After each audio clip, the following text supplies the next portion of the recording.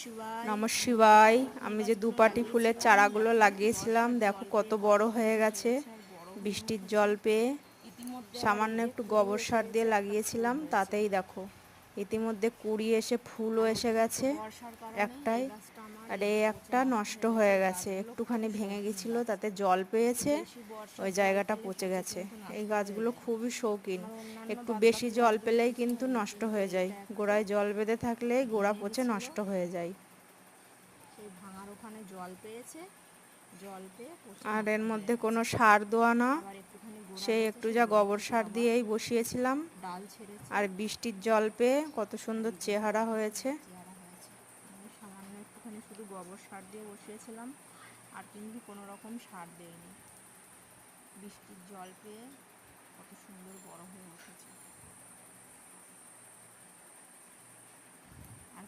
আমার তো পদ্ম গাছ দেখেছো, আগেই দেখিয়েছি। তার মধ্যে আমার দুটো এবারে একটু কুড়িগুলো ছোট ছোট এসছে।